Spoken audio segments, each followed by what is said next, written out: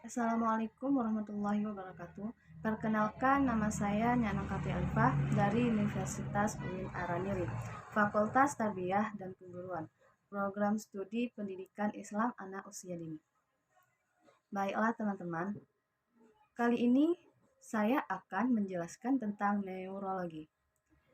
Apa itu neurologi? Neurologi adalah cabang dari ilmu kedokteran yang menangani kelainan pada sistem saraf. Sistem saraf pada manusia itu sangat banyak. Berdasarkan letaknya, sistem saraf ada 3. Yang pertama, sistem saraf pusat.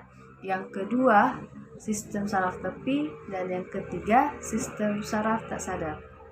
Baiklah, pertama-tama saya akan menjelaskan terlebih dahulu tentang otak.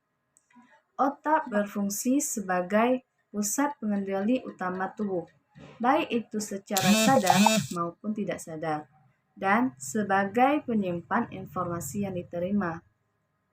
Otak terbagi menjadi 4. Yang pertama, otak besar atau disebut dengan cerebrum. Yang kedua, otak kecil atau disebut dengan cerebellum. Yang ketiga, batang otak atau disebut dengan brainstem. Dan yang keempat ada sistem limbik atau limbic system. Di otak besar terdapat beberapa lobus. Yang pertama itu ada lobus frontalis yang terletak di otak bagian belakang, berfungsi untuk mengendalikan gerakan tubuh. Dan yang kedua itu ada lobus occipital yang terletak di bagian belakang, berfungsi untuk mengamati objek melalui indera penglihatan.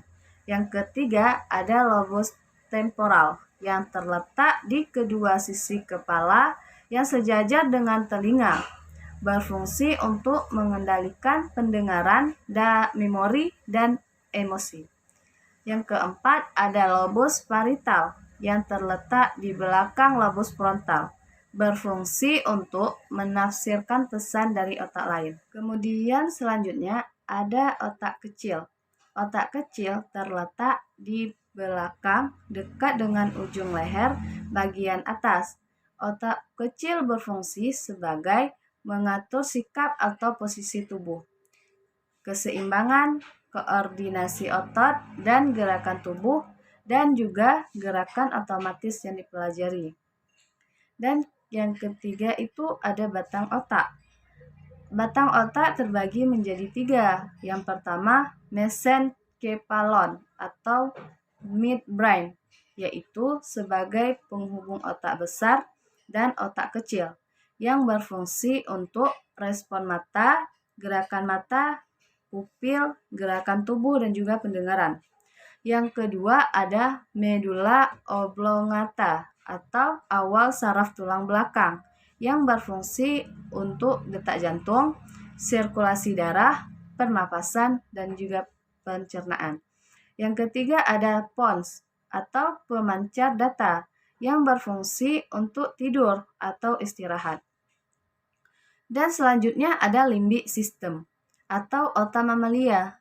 Limbic system ini terdiri dari hipotalamus, talamus, amigdala, hipokampus, dan korteks limbik.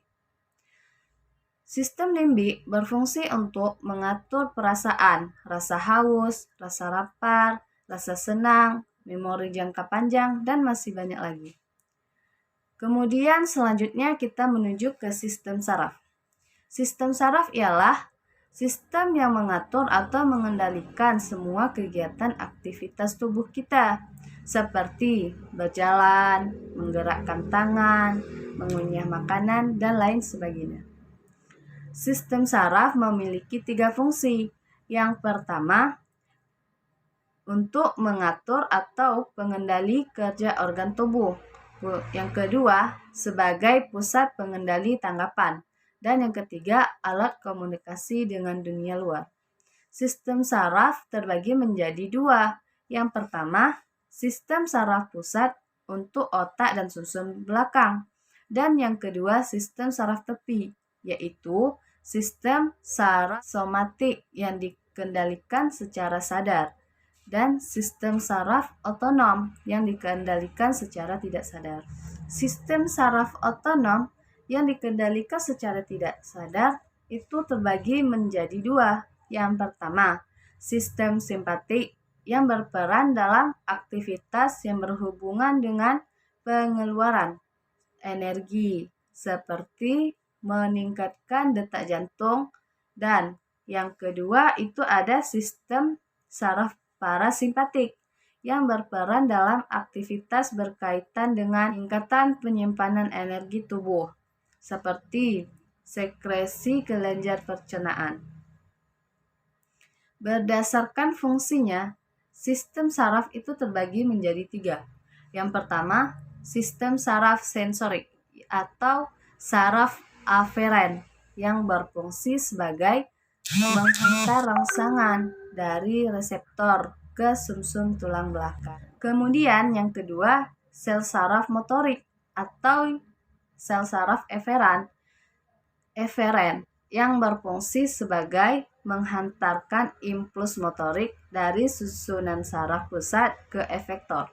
Dan yang ketiga ada sel saraf penghubung yang berfungsi sebagai penghubung sel saraf yang satu dengan sel saraf yang lain. Cukup sekian penjelasan saya. Jika ada kesalahan saya mohon maaf, dan kepada teman-teman silahkan mengkoreksi agar saya juga masih belajar. Assalamualaikum warahmatullahi wabarakatuh.